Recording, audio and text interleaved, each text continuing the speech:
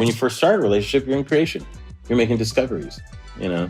Yes. When you're ending relationships, you're in survival. You're collecting evidence, you know. All you're doing is collecting evidence. You have formed an opinion about something and you're collecting evidence. So that gives you a real life example of what the difference feels like. And you're much freer in creation than you are in survival. Survival, you can be productive in survival, but I don't believe you can find happiness and fulfillment in survival. I believe you can find it through creation, where you're in discovery of something. Today on Quitters, we get to talk to the one, the only Larry Wilmore. My brain is blown. He's incredible. I felt two things going on at once. One was he is very much like, he's like an elder to me, sort of, as a Black TV writer. I felt like almost this sort of deference that I don't usually feel to most guests, which is like, stay out of the way, listen. Like, I felt, kind of like a kid in class a little bit. And the other was, he's a writer and his logic and his brain are so airtight that I couldn't find a way to left hook him. Like, I couldn't find like the way to get under, like to just get under all the theories and stuff. I felt like I was talking to my great uncle, my uncle, not great uncle. And also I couldn't figure out how to get under there. You know what I mean? You said you grew up watching all those shows that he had worked on. And so he is sort of all of them. So he's like an elder in your mind. And for people like me, who came to him much later when he was on Jon Stewart's show, it doesn't matter where you're meeting Larry Wilmore on this journey. Your brain's going to be blown by what he's got to say about everything, work, family, everything, money. Yeah. I just really hope that you guys get as much out of this as Chad and I both just did. I think that we're going to be talking about this one for a while. I think something I learned from him in that conversation was what I think people are looking for from a writer, I now understand differently. They just want to know that you have the answers. He's clear. He kept saying clarity. And he communicates clearly. They just want to, like, even if they can't see what you see, they just want to know that you can see it. And I think he demonstrates that very clearly. Please sit down, get yourself a drink, get a coffee, a tea, whatever it is, and stare out the window and listen to Larry Wilmore, because Larry Wilmore is going to blow your mind. Enjoy. Hello, Larry Wilmore. I have had the pleasure of meeting you many times virtually, but this is Chad Sanders, who's in this case much smarter half, because he, like you, is a writer. And as anybody who listens to our podcast knows, I think writing is the hardest thing in the whole world. So I revere you both. It's a very masochistic endeavor. Yeah, really? Masochist. You have to be a masochist. Yeah. It's like, I haven't beaten myself up enough. You know, let me give myself homework every day of my life. But wait, is that true while you're doing it, or just like in general? In general, is the process, is it thinking about it that's the worst part? Is it when it's in general, it's just never good enough? It's like, why did I choose this? It makes no sense. It's torture. There's like the running theory about people who are writers at your level, which is like the very, very, very tippity top, that like y'all don't actually sit down in front of a computer and put the, do the clickety clack. I actually don't know and I've worked with some pretty big writers. Do you really do the clickety clack on the keyboard? I do a combination of things. There are some things that I have to sketch out ideas on a legal pad, and I form ideas on a legal pad. I have to write dialogue on a laptop, though. I can't write dialogue on a legal pad. That's just weird to me. Because there's something about the actual script form that when I'm putting words together and everything, I like the script form. But if I'm coming up with concepts, I don't like to interact with the computer. I like to interact with the legal pad or notebook or that kind of stuff. And that comes from, I started as a stand-up, and I wrote jokes on my legal pad, and I came up with ideas when I first started in sitcoms on legal pads and all that kind of stuff. So when you write, just because you mentioned it, when you write dialogue, are you writing as yourself through a character, or are you writing as the character? I channel characters is how I write character dialogue. So it's not myself. The character tells me what the words are. I never impose it on the character. So I'm surprised many times by what the characters say. I go, oh, that was a good line. You're funny. You're a funny character. So you can't take credit and you can't take the blame. It's the character.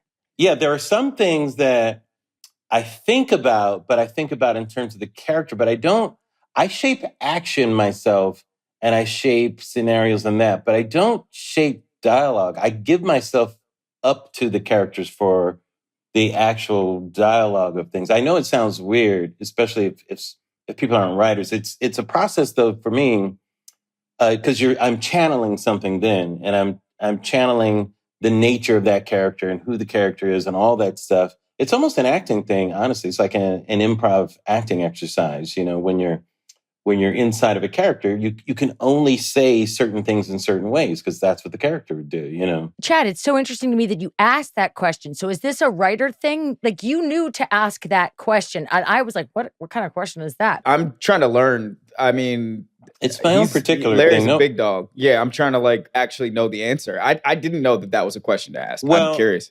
I have to say, Chad, it comes I didn't learn that. It's more instinctual for me. Like one of my first sitcoms was Sister Sister, right? Mm-hmm. And I always did impressions and characters in my act when I did stand-up and growing up. And it's kind of how I related to characters when I first started character work as an actor, was I started character work through mimicry. That was my first stab. And a lot of actors start with mimicry as something, whether it's, now some of the mimicry, I'm going off a little bit, but I'll come back, trust me. Some mimicry in acting is behavior mimicry, so it's the way someone holds something you might be mimicking, the way someone presents themselves or the nature of their voice. It's not necessarily an impression. Mimicry has a little different connotation, especially in acting. I was a big fan. I studied acting in college. Theater was my major.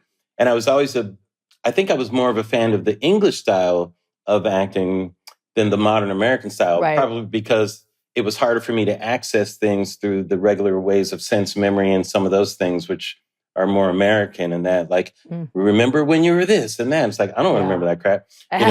So it's like, but for me, if I put a coat on, it made my behavior differently. Or if I forced myself into certain actions, that triggered me emotionally faster than sense memory did. So I thought there are many ways to get into, because what you want is an emotional truth in what you're doing. How you get to that emotional truth is up to you. Many different ways, right, Julie? Mimicry was a way that I got to emotional truth, by taking myself out of it and becoming someone else, right?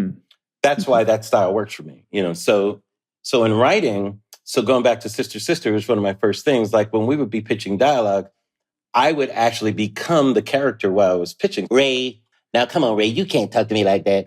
I am not going to, and I would be pitching as the character in the rhythm of the character. Like this character is the only one that can say this type of thing in this type of rhythm. And so when I'm writing, I'm writing in rhythms of characters and that kind of stuff, in dialogue. So it's not just a stale line of a response. It's a full-blooded 3-dimensional response of a character. The characters are they coming from actual people that you know in real life? Are they mashups? Are they completely invented? They're usually composites of people that I've either observed or looked, seen or that type of stuff. But they're usually composites of something. I go to the well for some things and put other things on it, people that I know a little bit better. But sometimes it's just an observed thing that I want to do, or it's an energy. Like if I want somebody who's full, where it has a certain attitude or that type of thing, then I'll be coming from that type of attitude. Like there's this one, I wrote this one spec script once. It was one of my favorites. It was called Fat Man, Skinny Wife, and it was my take on the sitcom. Fat Man, Skinny Wife. Yes, it was like a satire of the sitcom, and Fat Man, Skinny Wife. Totally. And for me, it was the black sitcom. I wrote this at the same time when Tina had just written 30 Rock and Aaron Sorkin had just done Studio 66. Oh, Studio 360. Sunset. Yeah. So all of those scripts were done at the same time. So I was the odd man out because they were all like looking behind the scenes, Right. Pretty good. But I was always very proud of that script. And it actually did well for me just as a spec, because ended up being sold to Fox, but they didn't do it because it was really about them. But anyhow, one of the characters was a studio exec, and I was completely channeling many of the studio execs that I knew. So I was channeling their energy. And the thing I was channeling was the acting like something, like they're giving something to you, but they're really keeping it for themselves. So that simple thing was character for me. So I'll give you an example. So it's like, should we give you the notes here, or do you want us to call us or call you with the notes? Why don't you just call us with the notes? Okay, we'll just call you. You know what? Why don't we just give them to you right now? They'll just be better. Like, you know what, motherfucker? Why did you ask? You know, you already know the answer. But that's a dynamic. So that's not a character I know. But that's a dynamic. It's a dynamic where they have to win in a certain way. So now when I'm pitching that character has these microaggressions of carving out where they always have to win. And so that's a point of view, right? So I'm not pitching somebody I know, but I'm pitching a dynamic that I know. So that's a different way that I might write character. And that will make us laugh because we're expecting a certain dynamic from that character, that we know that character's going to bat something down in a certain way. So that's going to make us laugh. So that's how I interact with comedy and character and expectations. And now a word from our sponsors. Chad, you know I've got 3 boys. And I do know that. My oldest last night came home and I was busy. I had to go pick up one of the twins and I was driving back and forth, and it was like 9:15, so early for a teenager. And I went into my oldest room and all the lights are out. And I'm like, hello? And he's like, I'm asleep. I said, why are you in bed? He goes, because my bed feels so good. That effer, he's the one who's got the Sattva mattress now, and he loves it. He went to bed. Listen, I can't promise all teenagers will go to bed at 9:15, but I was thrilled. So thank you, Sattva. It was pretty awesome. Wow. So Sattva can help you raise your kids is basically what you're telling me. What I'm saying is all you need is a really good mattress. And apparently, guess what? Guess what they're making What's now? That? What are they making? They're making a weighted blanket. Whoa, I love a weighted blanket. I do love a weighted blanket. Yeah, it's like being wrapped in a big hug. The weighted blanket, I always think of it, is like the best thing to have for when you have people staying at your house. It makes them feel like you prepared for them when you hand them a weighted blanket. That is actually freaking genius. Apartment Therapy, which is one of my favorite websites, said that the weighted blanket from Sattva gave them the best sleep of their life. And yes, I want one. And in case that certain someone happens to be listening who wants to give me one, that could be you, Chad, if you play your cards right. If they go to sattva.com/quitters, that's SATVA.com/quitters, they'll save $200 on $1,000 or more. Duly noted. I'm making your Christmas buying very easy. If you're starting from scratch and doing a spec and you're creating these characters just to shoehorn that we are the quitters. Did you ever have to quit on a character? Do you ever have to quit? Like, when do you know? When is somebody not talking to you, talking about you? Like, I'm channeling you and you are not coming through. I got to make a pivot. I got to quit. I got to change something. That's a good question. By the time I get to writing it, I've already abandoned it, I think. Because if I can't sketch it in the description of it, it means I'm not connecting to it in some way. So when I'm by the time I'm pitching it, those decisions have been made. So because when I pitch something, I'm giving you a full account of who these characters are, and I have examples of their dialogue. I tell you how they interact with people. I already know what those dynamics are. So if there's a block in that character's not going to make it to the pitch. Right. Yeah. And that's happened before. Does this mean you're a terrible collaborator? No. Because, like, if you are the one who, if you're like can channel all these characters and you know what they're going to say and exactly that, and someone else's process is different and you're running a room, how do you accept somebody? You're like, no. That's not what Jackie would say. It gives me a very good way to say if something works or not, or something should go in the script, which as a showrunner is more my job than to be pitching, So now I'm more like, big top ringmaster, And what I try to encourage is writers to always write from character and don't try to outsmart yourself up here, try to jump in here. I always make those distinctions, and really write from that point of view. And once everybody's doing that, it's, those aren't really considerations, just something either seems appropriate or not. But it's interesting how many writers abandon character and they get to, I call it intellectual with their writing. In other words, they try to outsmart themselves. They try to be too clever by means. And I always say, no, you want to do the opposite. You want to be more human in situations, and you want to be more real in situations and less clever. Some people who listen to this show won't know what a showrunner is. And oh yeah, that's right. I was starting to noodle to define that term, but I should just ask you, how do you define that term? So a showrunner really is an administrative position as well as a creative position. It's both of those things. From an administrative standpoint, primarily the writer's room is the prime concern. Getting the scripts out on time and making all the major decisions that go with producing a television show, from wardrobe to makeup to all the different departments to casting, and making all the decisions have to go through that showrunner about the making of a television show. Do you prefer showrunning or actual writing? Oh, showrunning. Showrunning, I love you producing. like it.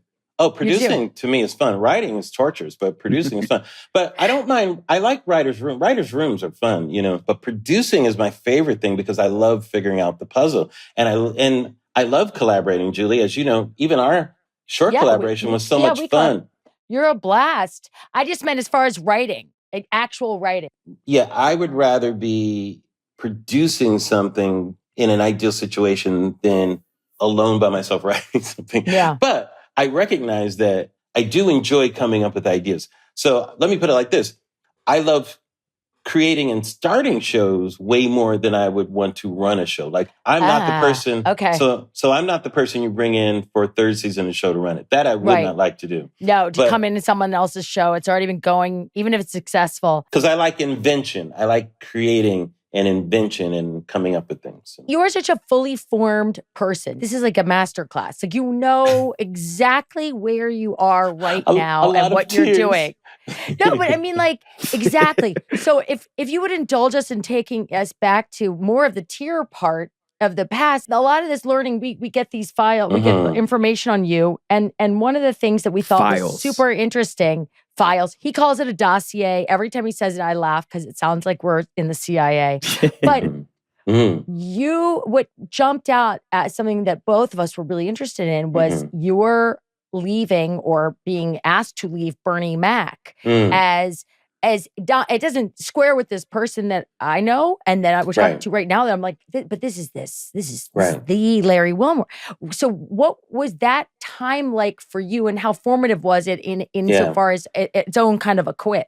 Really quickly before you answer that, because that is the question, I want to just contextualize a little bit more for audience. We have a lot of guests come on this show who, frankly, I have never heard of until the week that they come on. When I looked at your dossier and it's like Sister, the Bernie Mack Show, the Jamie Foxx Show, Live in Color. It's like, these are actually parts of my identity, all of these shows, And then, you co-created Insecure. I just rolled off writing for Rap Shit, Issa's new show. Like, you're a big deal. And especially a big deal for me. Yeah, no problem. And I'm not saying that to be charming, but I am saying it to say, like, you got fired. And, absolutely. You got fired off of a show that you created, a big show, a very important show. Right. How did they fire you? Well, let's talk about the story of the Bernie Mack Show. Which, how much time do we have exactly? Well, no, we want to find out, like, how does that turn in the road lead to you being this Larry Wilmore? Because that had to be formative in some way. Let me give you some context for it first, okay?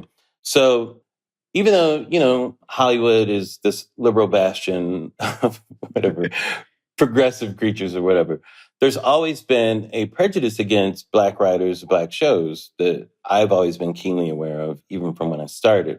And that prejudice is that we're not as good, Black writer, I'm keeping it 100% real with you guys. I was going to say it more bluntly, damn. Yeah, so I remember the day when Black scripts were put in their own pile, from writers and that sort of thing. Black shows were called Black shows, and they were thought of lesser than, okay? There were some exceptions, but they didn't consider them, nobody considered the Cosby Show a black show. And by the way, Cosby Show was run by white people. There were a couple of breakthroughs in that, the first being In Living Color, which I was lucky enough to work on, run by a black person, created by a black person, was considered a quality show. Listen to the words that I'm using. Most black shows were not considered quality shows. They were considered funny, but we never got to have the patina of Emmy-worthy, critical darling. Those words weren't used. They just weren't used, you know. Even a show as popular as Fresh Prince of Bel-Air, it was never a critical darling, you know. Once again, that show run by white people, not black people, okay? It was very rare for a show run by a black person, starring black people, to have critical acclaim. Just didn't happen. Keenan Ivory Wayans, first one to really do that. You know, that was an Emmy Award-winning show in Living Color. Guys, I'm telling you, this is a breakthrough, okay? You have to know that this is how television was. I lived through that. So in the 90s, a black writer could not get a job on a white show, a show that had predominantly white cast. Black writers, we could not get jobs on that shows. Any white writer could get a job on a predominantly black show, or they could run the show. Didn't matter. You know, we could get jobs on the black shows, but if there were black characters on some white shows, sometimes there'd be a black writer to help with the voice, which is kind of condescending. Like, what do you mean the voice? Right. Okay. So I'm saying this very plainly to you so you know the context by which I'm going to the story. That's how we were treated. Okay. So when I was on the Jamie Foxx show, I remember working with Janine Sherman on that show, and we were very frustrated having these conversations. We used to have them all the time. She said, Larry, how come there's no like Black Seinfeld? You know, no show that's considered smart and that, you know. And I said, Janine, because you haven't written it yet, you know. And she was like, oh. And then I was like, oh, fuck. Actually, I haven't written it yet. You know, I thought, Larry, who are you to say that? You know, and I thought, I want to really try my hardest so they have to reckon with our material and not just praise it as being entertaining. So the first show I did was called the PJs. It was an animated show with Eddie Murphy. Steve Tompkins co-created it, and we got nominated for Emmys, won a couple of Emmys, and I thought, that's what I'm talking about. So when Steve and I finished with the PJs, we both left at the same time. We co-created the show, you know, with Eddie, and Steve and I were equal in the show. I even brought him on it. So Steve got like this huge overall deal with 20th, I remember. I couldn't get anything, guys. I swear to you. Every meeting I took said, oh, we love Larry. He's great. But we just like to see him do something on his own by himself. Steve didn't have to do something on his own, you know, but as the black writer, suddenly I had to do something on my own. Like I had to prove myself, you know, and all I ended up getting was a script commitment from Regency Television. I wasn't able to get that kind of deal. So I turned that script commitment into the Bernie Mack Show, basically.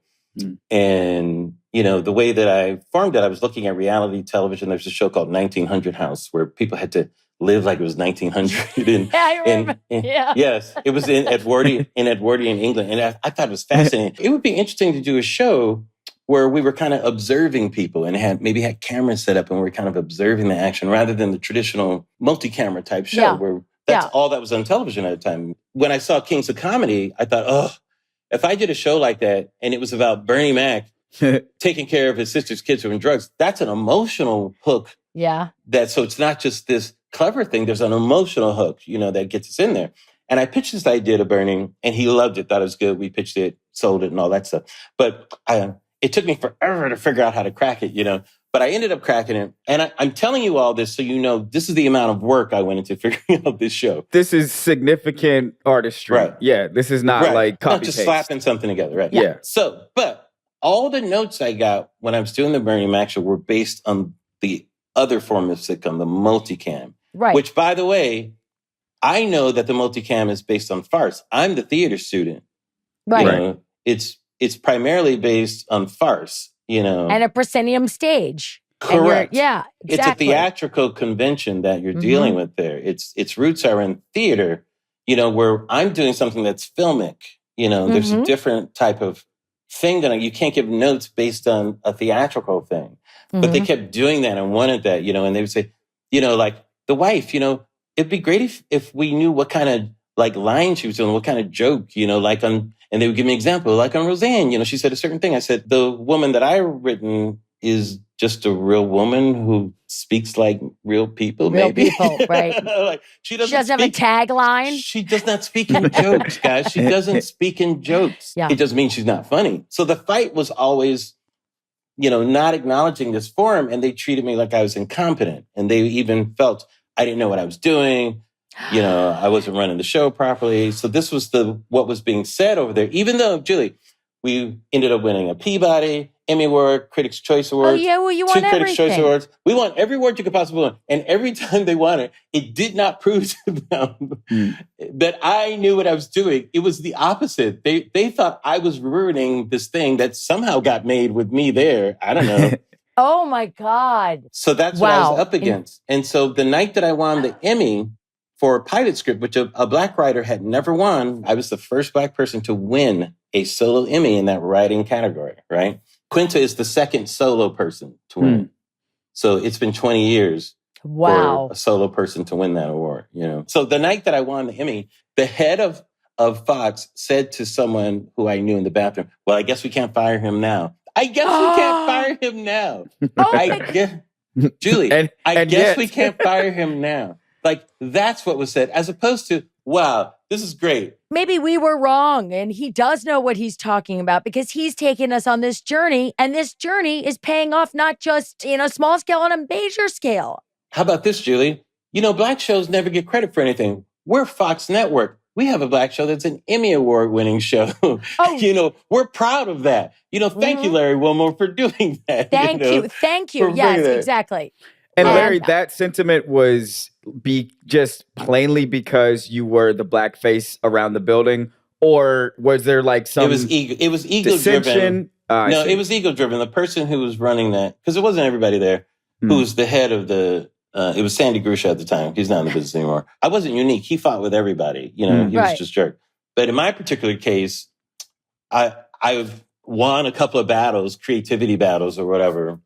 And he just always took that personally, like he didn't get his way because I didn't do something that he wanted me to do. So he always kind of had it in for me in that kind of sense. And, they just, did that type of thing.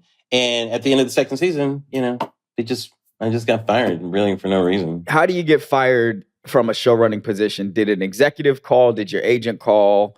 I think it was my agent. They didn't talk to me directly, of course. But it's more than that. You created the show. Created the show. So you were going to continue to collect a paycheck. They really wanted you gone, even if it cost them money. That feels weird. That feels like extra, like, fuck you to me. Oh, it was, Yeah, it's like an extra fuck you. Oh, 1,000%. But in the press, I always took the high road. In fact, I said to Entertainment Weekly, I said, well, we had creative differences. I was creative and they were different. It was kind of what I said. You know what, Larry? It's like the middle road. It's not low. Well, I have to tell you, Julie, it was a low blow. They took that show that I created. I didn't know if I would have a career after that. I got fired from this thing that I loved. It was one of my lowest moments. My marriage was going through a tough stage at that point too. So that was going on. I was at the lowest point I've ever been in my career, guys. I didn't know if I would work again. I didn't know if I'd get hired for something. How old were you at that point? 40, 41. So I got so much love from the industry, from my fellow writers of all levels. I was in New York and Stephen Bochco comes up to me, who I was a huge fan of, hugs me, and says, oh my God, Larry, I love you. He says, don't worry about those fucking assholes, Larry. You're great. You're going to bounce back. And I didn't know Stephen Bochco. I'm like, I was a huge fan. I mean, LA Law, all these things, he's a genius. And the outpouring of love from people who I respected, all kinds of different names. Everybody, even Carl Reiner, sent me a note. James L. Brooks, so many people who had been in the position I had been in, and things like that had happened to them or those sort of things. And they admired my work. They were fans of what I did. They recognized that we did something special on that show and that there was this injustice. I guess I'm wondering where did the change come? And I'm hearing you didn't really have to change. You just needed somebody to recognize your vision. It took a while. I really, I didn't know what I was going to do. And I remembered that I ended up going to help Greg Daniels in The Office. And Greg was a buddy of mine. He was doing King of the Hill when I was doing the PJs. And The Office kind of really picked me off my feet at that point, because I remembered that the whole reason I wanted to write in the first place was to create a space for myself in television. I felt like Hollywood didn't quite get me. I was a different type of comedian. And when I was at The Office, I did the part of Mr. Brown in one of the episodes. And Ken Kwapis directed that episode, by the way. And Ken insisted that I play that part, he and Greg. And it ended up being this thing that made me remember that, oh, you know what? I shouldn't forget about. This is what I wanted to do, was perform, create a space for myself. Is the reason why I first started writing. And shortly after I did that, a year later, I was on The Daily Show, and I was on a whole new path and whole new thing of a bigger thing than just running TV shows. You know, there was something else that was out there for me. That was part of it. But it took being knocked down off that perch and reminding myself the things that were important to me, keeping it real. You know, my marriage lasted another like 7 or 8 years, which was great. We worked on it. You know, we ended up getting actually another 10 or 11 years, actually. Wow. You know, we had some really good times, ups and downs. We got divorced, but you know what? We were in it, you know, so I don't regret that. So there was a lot of good that ended up coming out of being batted down like that. But I wanted to tell the whole story because it was more than just getting fired. To me, I wanted to explain the culture of what I was up against. For people to say that I was incompetent, I'm like, you could say that you don't like the show, or that the show's not performing, which it was, or that it didn't get good reviews, which it did, or that it didn't get acclaim, which it did. Which it did. Right. So, I mean, so maybe you don't like it. All right, fine. But you can't say I'm incompetent. Like, how dare you say that? If you'd stayed then, and that had never happened, I mean, we might not have had the pleasure of, because I know you because of The Daily Show. That's how you first came to my attention. I found a whole new audience. And I was like, oh, who is this guy? Then I started following you. And then I started going, oh, what's he doing? And so you may have gone on to create 10 more brilliant shows. You might not have been on my radar as a viewer in the same way. And so for that, I'm grateful. I might be out of showbiz by now. You never know. There is a certain burnout that can happen with those kind of jobs too. You know, you can go down those roads and you get caught up in it. And who knows? There's expiration dates for all of these things, you know. But for me, I had to, it forced me to remember the whole reason why I did it in the first place was to create a space for myself as a performer. And God bless The Office and The Daily Show. It gave me a whole new career. And what you just said, that there's always expiration dates for these things, which Julie says in different words sometimes. I'm still very new to this whole game. And a part of what I struggle with in it is I can never feel safe. I never feel safe. I never feel like I'm on solid ground necessarily. Where you're at now, which is such a far departure from where I'm at, are you able to feel safe? Like, do you still wonder if the axe is coming at any given moment? No, I've never viewed that relationship, you know. Let me put it like this, Chad. When I decided to do this for a living, I considered myself a success. Success was never a destination for me. Once I decided to do this full time, and I'm talking about the early days of stand-up comedy, you know, when I make $25,000, $30,000 a year, maybe, not that much money, I was a success.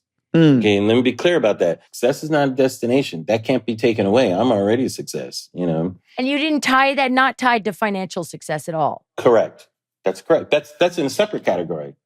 Finance is in a separate category. There's a lot of ways to make money. It doesn't have to just be to showbiz. I don't have to tie my financial well-being just to showbiz, you know.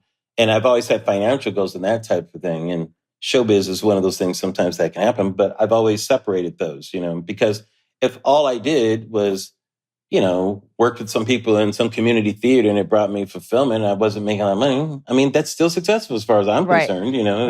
It's the expression and all that. So, but there's always that feeling that you're talking about, that's never going to go away. We don't know how long we get to be in a certain level or point or whatever, or someone's going to buy something from us.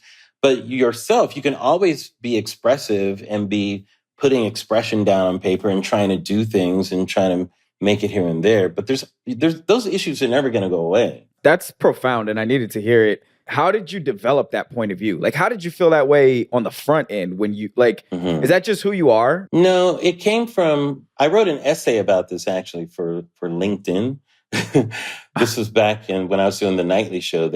President Obama was doing this thing where he was talking about my first jobs in the summer. When I was back as a kid, And he was leading it, and they asked if I would participate in it and talk about your first summer jobs or whatever. But I decided to talk about a job I had when I was in college selling books door to door. And it was very informative to me when I went into people's homes and I saw so many people who were just unhappy with their lives. It was just interesting to me that how critical some decisions are at certain points in your life. People don't give enough attention to those decisions you make in your early 20s and how important they are to the rest of your life. They're so important. When we sold books door to door, we did like this week of training, like in Nashville, we had all these speakers and everything. And I'll never forget one of the ones that really influenced me. He said, most people spend more time planning a 2-week vacation than they do planning their lives. And I was like, oh man, wow. My head just went pow, For sure. And so it made me think of work and career in a different way. And I tell people, I say, I haven't worked in over 30 years. I don't consider what I do work. I knew that success for me was the path, was choosing the right path. Right. What's going to bring happiness and fulfillment? That's how I measure success. You were a really good athlete. Yes. You played college basketball, I believe. Well, I played in high school. I didn't play college, but I was good enough to play college, at maybe Division II, not Division I. My father played college football and he played semi-pro. I grew up in a sports neighborhood. Sports was huge, and it was very competitive. And it was very important to me too, But you stopped. Yes. You stopped playing at that high level. Was that to make room for these other paths? Absolutely. And did you have that awareness at the time? Absolutely, 1,000%. Because I was lucky because I grew up around elite athletes and I knew what an elite athlete was. And I'm like, I am not that. I said, I'm not 6'7" with a 45 vertical, That's not me. So you have to make a choice. At a certain point, there's going to be a big separation. Like you said, you could have played in college, but was it the fact that you knew that after college that was going nowhere? Well, for me, it was, what am I going to dedicate my life to? And I was like, theater's going to be the thing for me. That was the thing. I loved it, fell in love with it at a very young age. And by the inverse, did you have to be around like an elite community of writers and comedians to realize that you could play at that level? Or did you just know? No, that I didn't know. In fact, I was very intimidated. I grew up in Southern California, so I had proximity to Hollywood and that type of thing. And it was always kind of scary to me and that type of thing. And I remember I sneaked into the Comedy Store once to do their open mic night because I was underage. I was maybe 16 or 17. I just did like some impressions because I did a lot of impressions of the stage. But I was really doing like a Rich Little routine from one of his albums or something like that. I didn't know what you were supposed to do. I didn't know you were supposed to write material or whatever. You know? And so I just thought I was supposed to go and make funny. And so I went up in the open mic night and I killed, right? Got huge laughs and everything. And a person came over to me and said, "Oh, you were great. We would love for you to come back and showcase for Mitzi Shore, who was the owner." And I was like, "That's great." And I was like, on this cloud, I couldn't believe it. Like, this is great. So 2 weeks later, I'm coming back for that. And I was sick as a dog. Like I had the flu and everything. And I go on stage and it's the complete opposite. There's not one laugh. I'm sweating and no one talks to me after that, and the person who I was supposed to showcase it for, I didn't even see them after a while. They're just nowhere to be found. It was the loneliest feeling in the world. It's just horrible, But when I was there, also, I remember Richard Pryor going by. I was up against the wall. Like, oh my God, Richard Pryor. I sneaked into the main room and David Letterman was emceeing in there, I was like, oh my God, it was so funny. And I had seen him on a couple of things. He didn't have a show yet. But I couldn't believe how funny he was. And I was so intimidated, you guys. It took me 3 or 4 years to try stand-up again because I was so intimidated by the level. I saw Michael Keaton doing stand-up in the Comedy Store. What? Wait, Michael Keaton, Batman, Michael Keaton. Yeah, he did stand-up. I saw Michael recently. I've known him from a couple of things. He was in Santa Barbara. We were in a grocery store and I was like, Michael, he's, hey, Larry. And we talked for about like a half an hour in like a bonds, And I told him, I said, Michael, I used to sneak into the Comedy Store and I saw you doing stand-up back in the day. And so we were talking about those times. And he was a really good stand-up. I believe it. How did you get it together again? How'd you get your confidence together again to say, no, I'm not walking away from this. This was just a little hiatus. I was determined to do it again. The next time when I did it again, I wrote my own material, and I was expressing myself, which was a little different. And I I didn't go to the Comedy Store. I went to the Laugh Stop in Newport Beach, and I started going to their open mic nights. Right. And I started to develop an act. I would just write jokes every day and try them out at night. And you got used to them. Some work, some don't work. And that became more of a rhythm. Right. But in between that, I was a theater major in school. Right. And I did that, and I got a couple of breaks that told me, well, maybe I should do the right thing. I got a small part in Facts of Life, where it was this kind of recurring role. I did the improvisational theater project, this thing at the Mark Taper Forum. I got my equity card. So I had all these indications that, hey, maybe this is the right thing that you're doing. But stand-up, I knew I wanted to crack, and doing that to me was the thing that really gave me a career, because I wasn't beholden to having, I give you guys so much credit as actors. When you're starting out, the audition process is brutal. It's awful. People have no idea, right, Julie? They have no idea. You're driving, and it's LA, and the traffic's hideous, and you will drive an hour to sit in a room with 50 people who look just like you for one line in a Pringles commercial. Exactly. And then you get in their car and you drive to the next one that's over in Eagle Rock, and all you do is crisscross the town. It's tough. Actors get more than anybody the amount of rejection that you have to go through. At least in stand-up, rejection happens on jokes and not necessarily the whole experience, So if they don't laugh at a joke, who cares? I got another one, they might laugh. So it happens in a different way, To walk away from something that, like, if you grew up in this very, very physical, athletic, like athlete-driven neighborhood, you said your dad played college football. ball and a little bit of semi-pro. Right. And you knew it's more like what you were walking to than what you were walking away from. Once it's in the rearview mirror, you're not feeling it.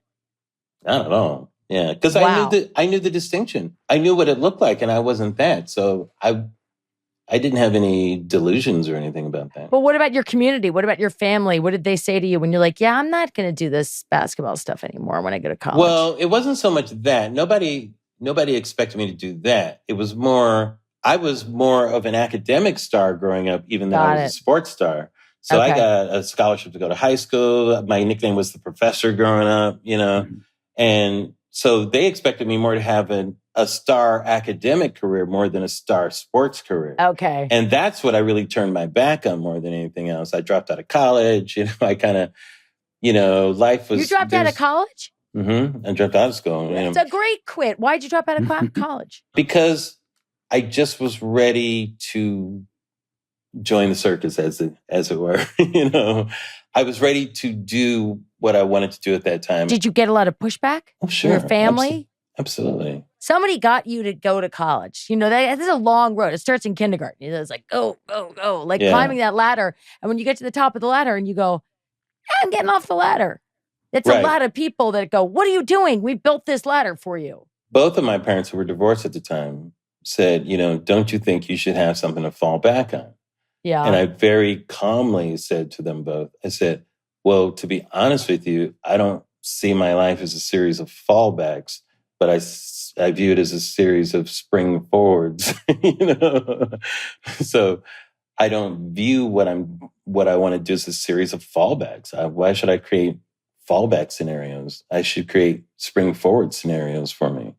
And they didn't then say, yeah, well, a college degree would be a great spring forward. Absolutely. And it's not that they were wrong, but when they first saw me doing stand-up and, headlining in clubs, then they kind of accepted it and kind of that. But they were just being concerned parents, Of course. Yeah. But that's a really bold thing. Like, you've achieved an enormous amount in your life, as have many, many people who don't either go to college or drop out of college. But it's a big deal at the time. How far in were you? I was a self-educator a lot, Julie. Like, I remember I would spend more time reading books that weren't in the curriculum than the actual books that were in the curriculum. I believe that. So I wasn't really even doing well in college. I was too distracted by other things. And my home life was not very good at that time. And that requires a whole different conversation. There was a lot going on. that was just not good, for like a long period of time. And so a lot of it was escape for me too, and just getting to something that was going to produce some happiness. So it wasn't a very happy period for us in the 70s, the Wilmore clan. You sound like a person who feels something as an intuition and then you sort of just move on it. And you don't sound like you have a lot of regrets. I'm wondering, are there any decisions now in your life that are like tormenting at all, that are, or have there been any recently? I don't have regrets, but I wouldn't say I'm an intuition person. I'm more of a research person, like I really consider thoughtfully. And then what I do is I'm a manifest person is the other thing. Like I'm not a goal setting person. I'm more of a put it out there of what I want to do. And then I kind of, as I say, walk towards that type of thing, I mean, there's always things that we wish we had done better and all that stuff. I wish my marriage had worked, certainly, but it's not like there was something that, man, I just shouldn't have done that. I don't feel that way. I feel like, well, you learn from bad decisions as well as good decisions. So there's things that I probably didn't do right or that type of thing, but I felt like it's made me the person that I am, You have kids, right? Oh, yeah, absolutely. Did they come out like you, where they have this kind of sort of preternaturally calm, placid view? I know, it feels like it. It does. They're great kids. I've always had conversations with them about these things. And my daughter used to go, Dad, like. Yes. But that's what I feel like. I'm like, how do you just so calmly go like, yeah, it works out. When you would just describe so many things that, I mean, technically we're not working out. Like Bernie Mac, technically that did not work out. It did big picture, it worked out. And that's what we're talking about now. But in that moment, were you always calm? I think, well, it's not so much that. I think there's a different word that I'll use, and I'll call it clarity. I've always tried to have clarity about like intention and that type of thing. So there was a certain time in my life where I decided to give up money. And what I mean by that was I wasn't guided by money, and I didn't want money to have an influence on me emotionally and that sort of thing. And once I did that, I have never had to worry about money. Okay, ever. Larry, you have to talk about the specifics of what that means, because that's fascinating. What did that mean? How did you actually implement that? Sure. It's about your relationship. Okay, that's what I'm talking about. Many people have a relationship with money where money is the alpha in the relationship. And money determines whether it's going to be a happy relationship or a bad relationship. And it's going to determine whether you're going to be a happy person or not a happy person. And to me, it just was too much. I had to break off that relationship, And I remember consciously doing it at the time. So love and hate to me are parts of the same emotion. Okay. Right. So many times when people try to diet and they say like, they're not going to eat something, I feel like they don't shift the relationship as much as they try to trick themselves. So like if you look at a cheeseburger, you can't say, well, I hate a cheeseburger, I'm not going to eat that.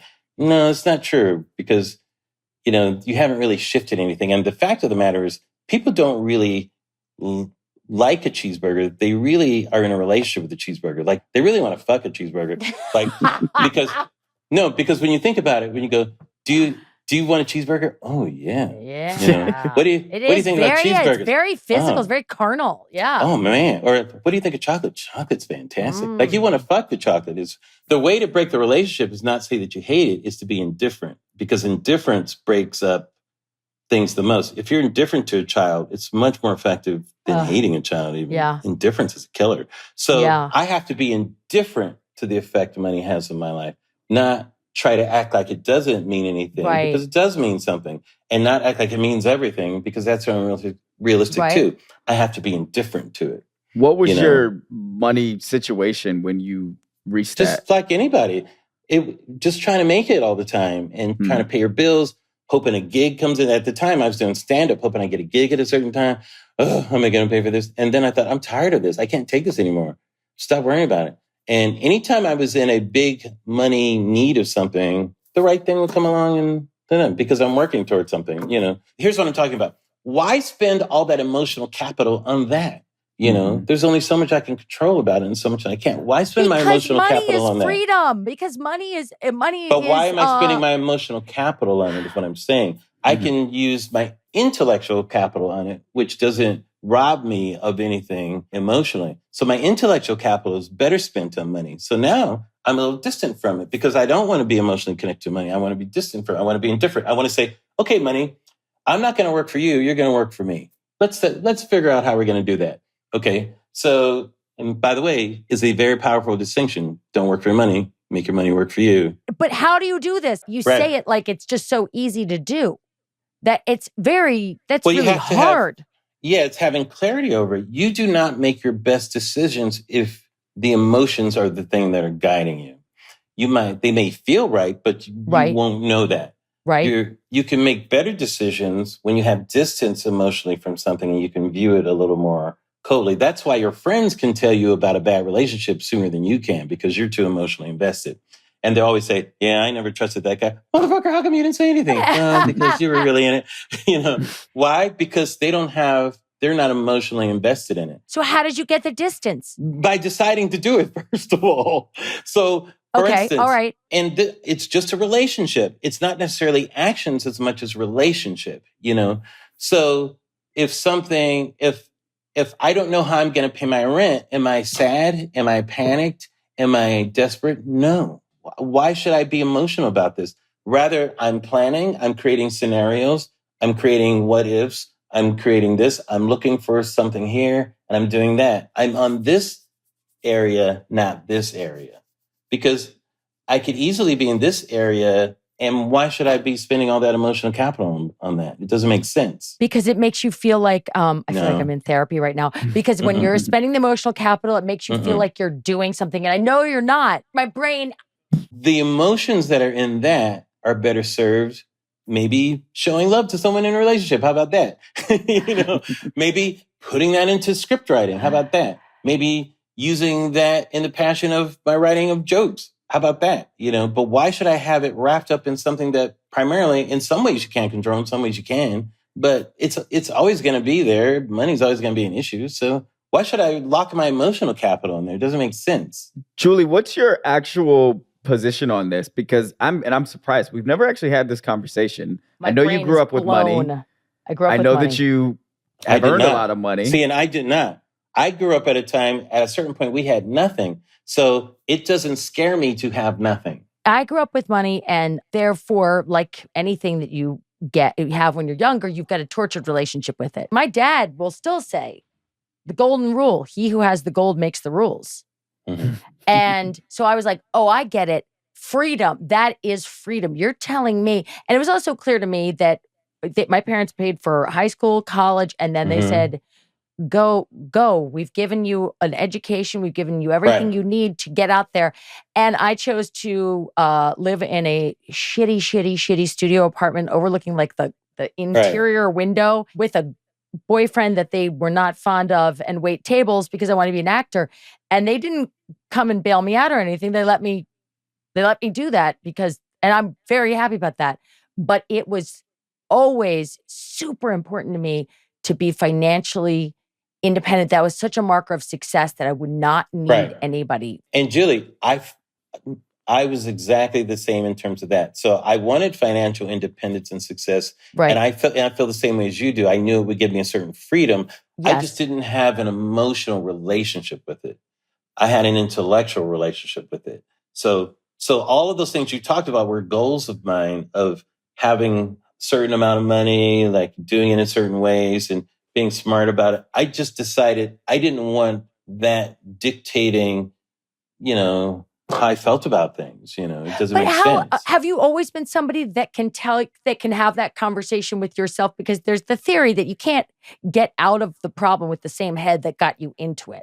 So one day you're Larry saying, I don't like this relationship, but it's all in your own head. And you can flip that switch for yourself and say, so therefore I'm not having it anymore. Well, I guess it sounds that simple, but I'm a person who's always been curious. When I was a kid, I wanted to be an astronaut. I wanted to be a scientist, so I kind of have the scientific mind. So a lot of it comes from reading. So I'll read about something that somebody did or that type of thing. And then I get inspired by that. I go, oh, let me try that. That sounds great. So I didn't come up with this idea on my own. It came from reading. At that time, I was reading a lot of inspirational material. Remember, I had done sales door to door, and I kept reading a lot of that type of material, how to lift yourself up from this, how to do this, everything from Zig Ziglar to Successful Secrets to Khalil Gibran, all of those types of things. I was filling my head with how to be successful, how to have peace, how to these things. So I was doing research on that, you could say. So I didn't come to it. It wasn't like I was this wise person that came to my own. I did it as a strategy of saying, oh, what if I did money like this and disassociated it from me in this way and just thought of it in this way, and it came from doing all that work, which I continue to do in different ways. I'm always, I love reading up on how people did certain things and all that. Does the brain do something? I mean, you said you had a science background. It's, to me, all I can think of is addiction. Like you go, for somebody to decide that they're not going to drink or they're not going to do drugs or they're going to get out of a toxic relationship that's really addictive, then how do you, that part of your brain that goes, but it makes me feel good. There are changes in your neural pathways that have to happen so that you stop craving that thing. How did you do that with money? Well, I didn't have an addict's relationship to it. Okay. I don't understand. I'm like, everybody has an addict's relationship with money. Don't we? So, and you're like, no, no, Julie, you're all alone. I'm like, oh no. So I don't have an addict's personality. I have a survivalist personality. So me, I'm looking for, the lifeboat, looking for, how do I come out of here alive type of thing, How do I save myself? These types of things. I don't have an addict's personality where I'm trying to rescue myself from something or try to change something. Like drugs are always done around me and say, hey man, you want something? No, I'm good. Because I never trusted myself to be able to handle drugs in a way that would have been responsible. I probably would have been terrible and might not have been the worst thing for me. And I saw it destroy a lot of people around me. It's just not me, What do you think of this, Chad? Because we talk about money a lot, and he has a whole other podcast called Direct Deposit that's excellent. Yeah, I mean, the log line is what happens when Black people get rich. It's an exploration of basically from the first step, which is like when you're trying to make money, however you're trying to do it, all the way through to the end. And it brings in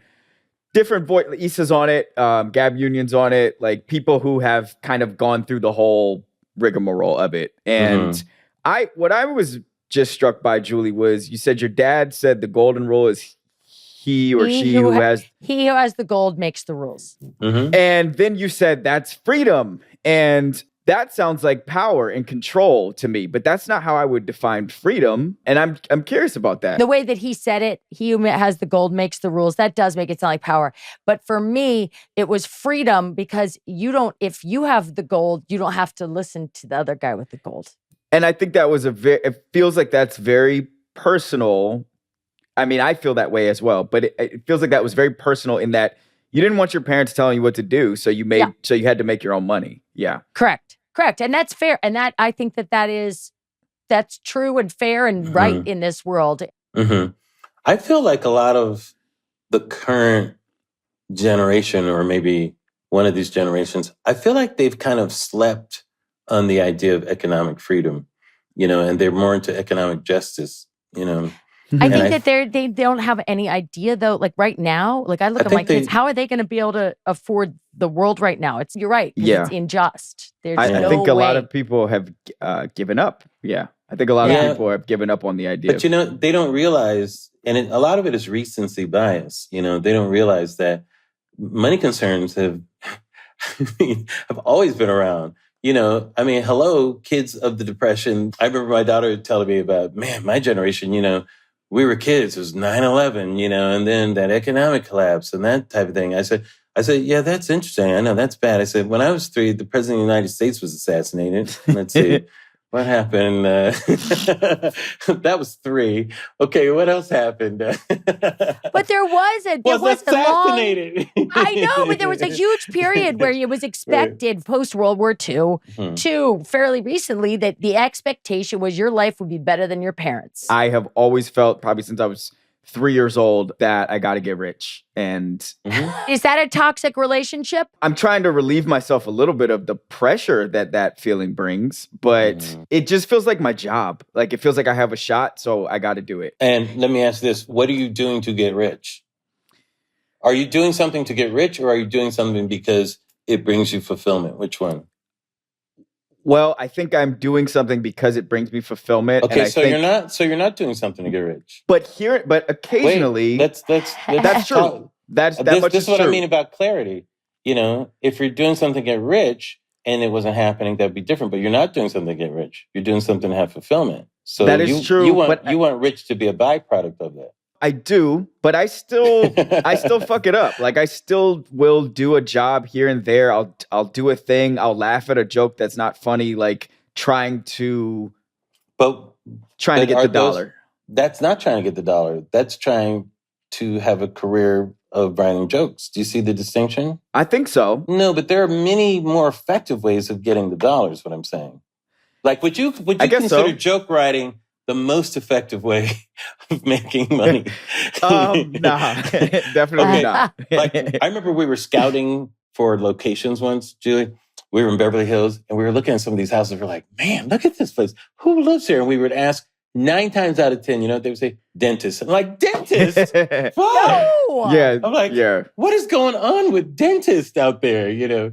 So we could all have gone to dental school and had like a solid, dependable income for the rest of our lives. Yes, instead of 100%. this crazy roller coaster we're on. I'm just saying, if somebody says, I want to be rich, and say, well, what are you doing? Well, I'm doing this. Well, you said you're doing that to be happy, not to be rich. Like, I'm just talking about clarity. What are your actions? You know, like, because there are specific actions that are specific money-making actions. Yes. And then there are specific actions which are more fulfilling emotional actions. Right? I could have been an investment banker, but I don't think I would have been good enough. You said you wanted to be rich.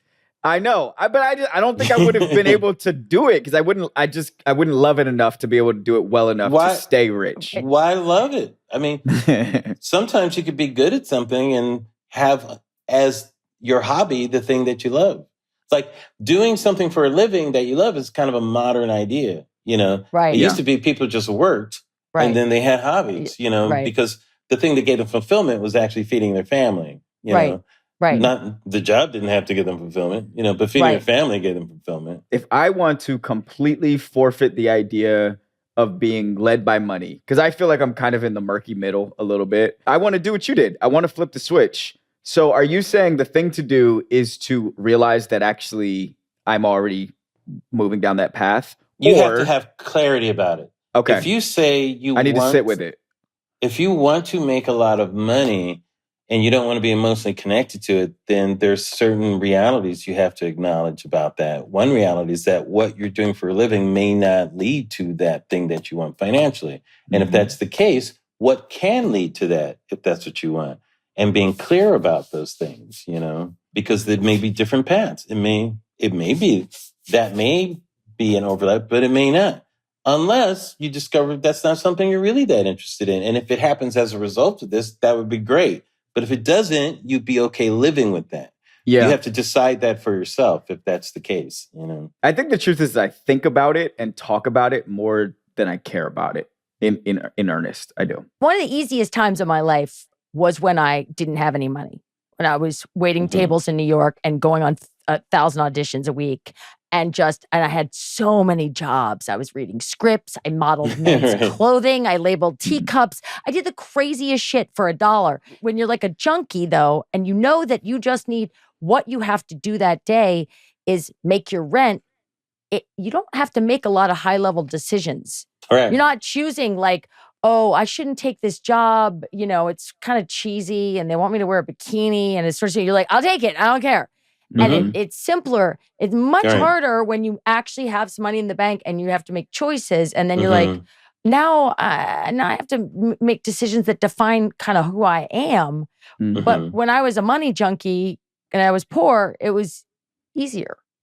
And I think that, Chad, you're in the murky middle. You're not just getting through the day to make your rent. I'm comfortable. Right. I make what, like upper middle class people in my age bracket make. And now it's like, I have to decide. Now you got to make decisions. Now I got to decide, do I really want to be rich? Or do I, like, I like what I do. I like that I get to make those decisions every day. But I told myself a story my whole life that I was going to try to get wealthy. And now I'm like, am I actually going to try to do that? One thing that I've developed over the years is this philosophy I call creation, and the purpose of creation is to help give you clarity, especially like somebody in your position. And the thing we don't have the most clarity over is what I want, that phrase, And so this philosophy that I have, it's counterintuitive. It goes against what we think are cultural norms and that sort of thing, and gets you thinking a certain way.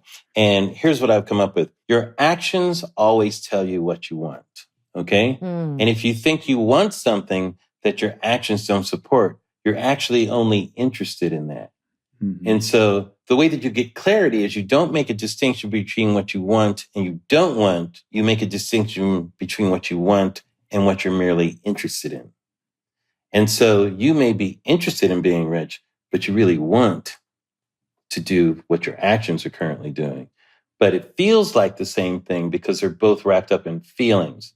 But when you take feelings out of it, once again, this is kind of a theme with me, right? Once you take feelings out of it and you look where are the actions showing up, that represents what you want. And when Julie talks about trying to make it as an actor, all of her actions pointed to that thing of what she wanted. Whether it was waiting tables, all that stuff, all those actions are pouring into that life of wanting to be an actor, right? They're all pouring into that. If she was working at a plant somewhere in Alaska, or whatever, maybe she was making money, but she wasn't in New York where she could get auditions. Those are different actions. Those actions are, I just want to make some money and I don't care where I'm going or wherever, maybe I'll give it up. So your actions will tell you what you want.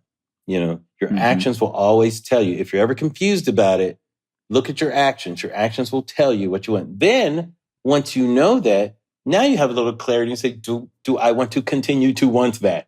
The mega quit of all fucking quits, Larry Wilmore, money. I mean, like his relationship to money. You blow my mind and you are my king. I love you. Oh. But you talk about this moment always, you take your emotions out.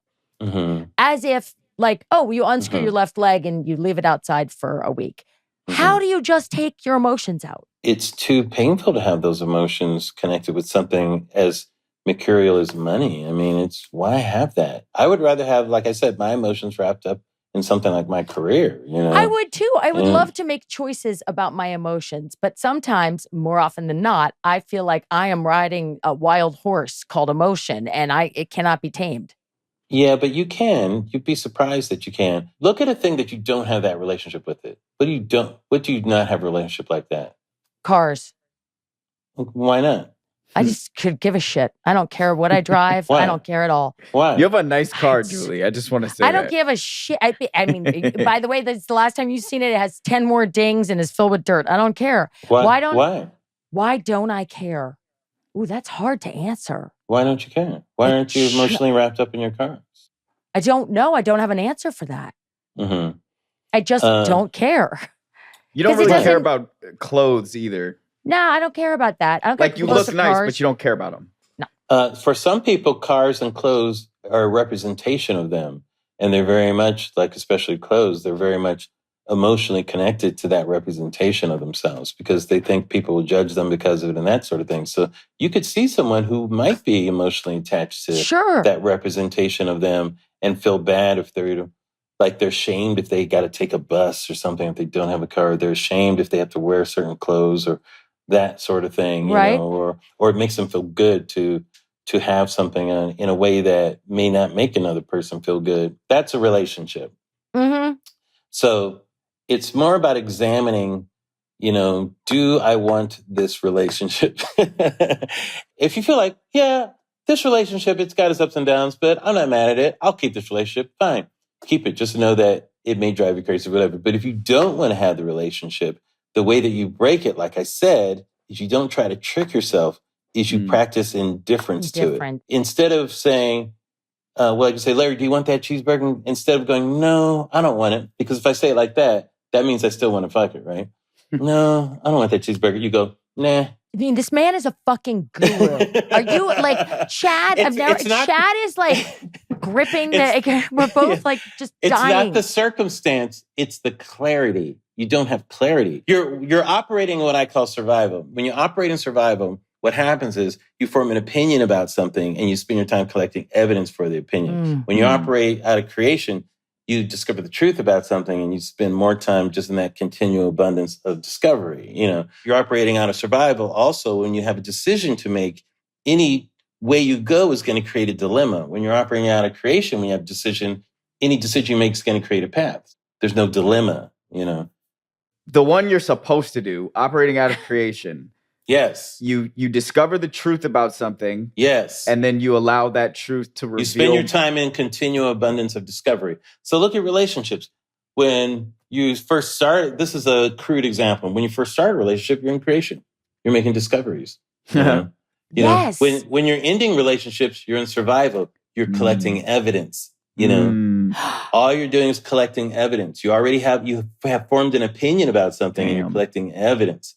So that gives you a real life example of what the difference feels like. And you're much freer in creation than you are in survival.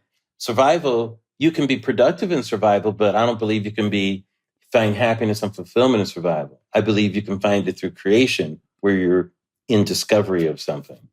I mean, I'm writing this down, even though it's our podcast and I have access to this completely, but I don't, I have no other way to express survival and creation. That's amazing. Julie, we were going to do all these stories when we were working together. We didn't have a chance to explore this stuff. I'm coming to park. I'm coming to live in your house. This is the best part about doing a podcast is finding out the people that you thought you knew and liked or there's wait, let me just open the lid. Oh my God, it's a fucking rainbow of Skittles and joy or whatever. You're like, this is amazing. I feel like my brain is going to explode in a great way. I feel like I am going to wake up in the middle of the night thinking about that very last bit. That's where I always, if I get fucked up trying to write something or make something, I always get fucked up when I'm trying to backdoor my way into the thing that I wanted it to be at the beginning. Instead of finding, survival. Instead of the discovery. Yeah. Instead of the abundance of, Yeah. There's nothing to learn in survival. You already know it. It's boring. It's so nothing boring. to learn. Yeah. Exactly. But it's seductive because it can be productive. Yeah. It makes me feel powerful because of course I already know where it's going. All I got to do is just line up these breadcrumbs to the ending. And what makes you feel more powerful than validation of something that you know? That's how politics operates out of survival now. It's all collecting evidence for opinions rather than, making discoveries about something and acknowledging that maybe you don't have the answers. Maybe the answers to be found outside of yourself, somewhere else. Maybe the answers to be found through collaboration, through pulling away something. Sometimes that can be a little painful. Sometimes it could be joyous. There's a lot of things it could be. Survival, rarely pain in survival. It just always feels good because you're acknowledging because you're just something. Collecting the evidence that makes you feel good about the way that you're doing Why things. wouldn't that feel great? Yeah. You're blowing my mind. Thank you, Julie. Thanks, you. Kat. It's so nice talking to you guys. Now I have an idea. I got to do a pod based on this kind of stuff then, I guess. Larry, thank you. Thank you so much, you guys. Great talking. Wow.